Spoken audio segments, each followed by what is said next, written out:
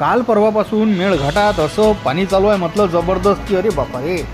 मुसळधार पावसाच्यानं सध्या मेळघाटातल्या ज्या मोठ्या मोठ्या नद्या आहेत त्यातल्या त्यात गळगा झाली, आमची शिकणार झाली, तिच्या पूर्ण रूपात आली. हा जो पूल दिसते, पूलचं नदीनं पुरा पहार केला आहे म्हटलं मेळघाटात. खरंच नदीचा पूर पाहायची मजा अलग येते. त्यातल्या त्यात पहा तिकडच्या बाजून ट्रॅफिक थांबले आणि इकडच्या बाजूनं आमचे आदिवासी बांधव त्या पुरात आलेले लाकडं असे सहज उचलून घेऊन चालले भाऊ की काहीच वाटत नाही. आपली होते ना भाऊ जैतानाची सोय होते.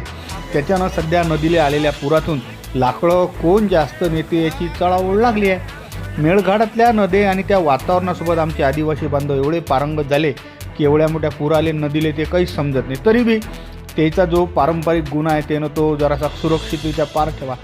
कारण त्या भागातल्या नदीला येणारा पूर इतका खैखै वाहणारा आणि जोरात वाहणारा असते. एकदा का त्यात माणूस पडला की तो किती दूर सापडते काय माहीत. पण मेळघाटातून ही बातमी येत आहे की धारणी परिसरात असणाऱ्या सिपना नदीला आलेला पूर सध्या त्या ठिकाणी असणाऱ्या आदिवासी बांधवासाठी एक जबरदस्त पर्वणी आणि लाकडं पकडायची स्पर्धा लागली आहे. बातमी येत आहे म्हटलं धारणीवरून आपली.